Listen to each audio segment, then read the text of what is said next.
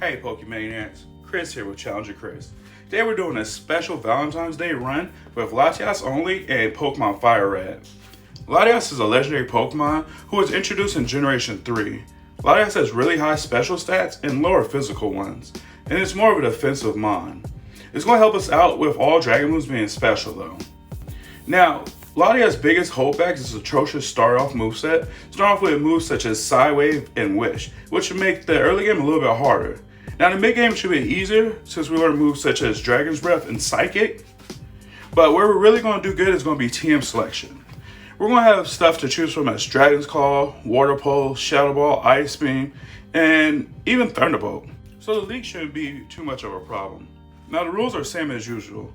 Latias only in battle. No items in battle. Held items and items outside of battle are allowed. And no glitches. Now if you enjoyed the video, subscribe, like, and leave a suggestion for the next Pokemon you want to see me do next in the comments. So as you can see with this fight, we're actually level 10. The reason why I went up so high is kind of hard to level up using Psywave. So when I'm training, I'm actually just using Struggle.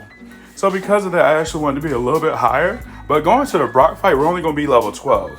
Reason being is his mons have very low special defense. They can't do too much to hurt Latias. And also with this move doing this random damage, I'm not too worried at the level of 12, you know?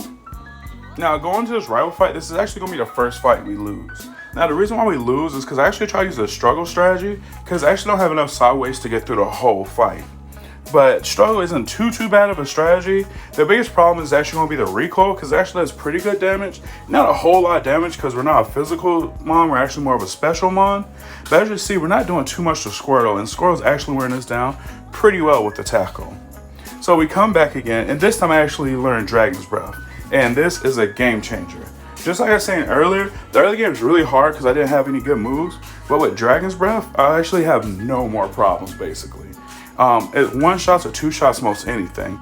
Now as you can see, going to the battle with Misty, Dragon Breath is only going to be a 2-shot on Starmie, which is really good and it's showing you how it's a much better moveset already with just this one move added.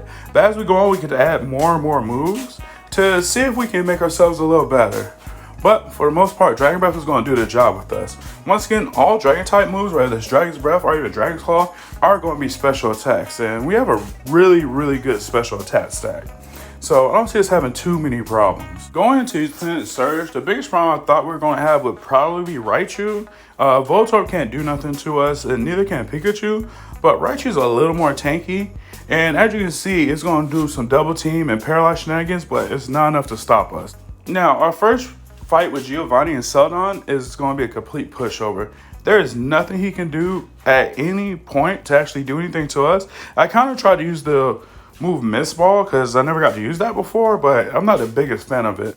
Now for the Erica fight, I actually decided to use Aerial Ace for this fight, which in hindsight wasn't that good of an idea. Aerial Ace is a physical move, and I'm a special mon. I actually should have went to Saffron and got the TM for Psychic. That would have made this fight trivial. I mean, don't get me wrong, it wasn't a hard fight. We still made it through, but it literally could have been a one-shot sweep the whole time. Now, speaking of one-shot sweeps, I do go get Psychic when I go to Koga, and as you can see, nothing that Koga has can actually stand in my way. And we're not that much over level compared to his Weezing, which is actually 2 levels above us. Now, we move on to the Saffron Rivals fight, and even though most of his mons are going to be fully evolved, this fight is not going to be a problem at all. I'm not the biggest fan of Shockwave on the Thunderbolt, but as you can see, it's really doing the job. His biggest problem for me would be Blastoise, and we got through him no problem. Everything else is basically just going to be a sweep. Now, I'm counting down the days to when I can get Shadow Ball, and Execute will be a lot easier. But as for right now, between him and Alakazam, they don't have too much presence, so I'm not too worried. Now, getting down to the Giovanni fight in Saffron, and with Psychic on my side, this is not a problem at all. I mean, yeah, Nidoking takes 2, but to be honest, it can't do anything to hurt me. Same thing going on with Kangaskhan. 2 and it's done, and then Rhyhorn is going to be a one-shot. So, moving on to Sabrina. Now, with Sabrina, it would have been nice to have Shadow Ball, because once again, our physical stat isn't that good, and Aerial Ace isn't super effective.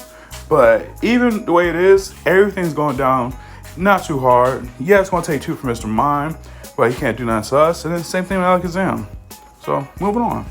What can I say about Blaine besides he kind of scared me when he threw his Arcanine out second. but 2 seconds and down, whereas everything else was a one-shot with Psychic, down to even the Rapidash, even with the crit. Now, I don't know if the crit mattered, but it definitely went down in one shot. And just like that, we're down to our 8th gym leader, which is once again going to be Giovanni, which is once again basically going to be a one-shot sweep because I don't know. I mean, hopefully one time I'm going to play the game and he's actually going to be a problem, but as of right now, he's not at all. Hey, so you may have noticed that I'm actually up about 4 levels, and I went and got the TMs for Thunderbolt and Shadow Ball from the Showdown Game Corner. That was just to make some of the 3 and 4 hit KOs into 1 and 2 hit KOs. And it's mainly just for Blastoise, Pidgeot, Executor, and Alakazam. Although I wasn't never really too worried about Alakazam, but as you can see with Execute, 2 Shadow Balls is going to be enough to take it out, considering I was using about 4 Aero Aces before. So I'm actually really happy with this. And Alakazam is just going to be a one-shot. Now, funny enough, as much as I talked about dragon moves, and I was thinking about getting Dragon Claw, I actually decided to go with Calm Mind instead. Because I feel like it's going to help me a lot more. Because I don't, even though most of the Lorelei team is ice and water, most of them are always ice. So I didn't really have anything super effective for that. So I'm just going to use Calm Mind to bolster my special stats, the attack and defense. And then that way I don't have too much to worry about from her mons. And just proceed to one-shot everything, all the way down to her Cloyster, which takes 2, but only because of Protect. Now, funny enough, I actually forgot to heal in front of Bruno, and I actually don't save between. So if I was to lose to Bruno, I would actually have to restart. But as you can see, Bruno can't really hurt me at all. So, whatever. I did make sure I saved before Agatha, just in case. One of my weaknesses is actually going to be Ghost. I didn't mention earlier because I kind of forgot. But honestly, that's not a problem at all. Because as you can see, I one-shot all her mon. So, I don't know. I kind of expect this to be a little bit harder.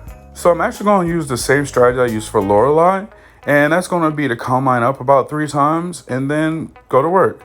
Now, the reason I did that is because, once again, my only weakness is Ghost, Dragon, and Ice. And he's a Dragon Master. Kind of in quotes because he only has 3 dragons, but whatever. So because of that, actually, I took that Outrage pretty well. And with that, I was able to keep going. Now, moving on to the Champions fight. And funny enough, I'm going to do my same Calm Mind strategy. And Pidgeotto's actually smart enough to, instead of attacking too much, it mainly just kept decreasing my accuracy so I can miss. So it gives some of his physical attackers a chance to get on me. But I'm not too worried because, as you can see, we're kind of just running through everything. Now, we are slowing down with the misses now because of Alakazam. And strangely enough, Alakazam wasn't a one-shot. He keeps landing on 1. And it's kind of weird because I thought I'd definitely take him out in one shot. But as you can see, we're actually lucky enough to keep hitting, but we're not doing enough to take him out. And we're down to red health. And now we come up to Rhydon, which isn't going to be a problem if we can hit it. But lucky one for Earthquake, and we have Levitate.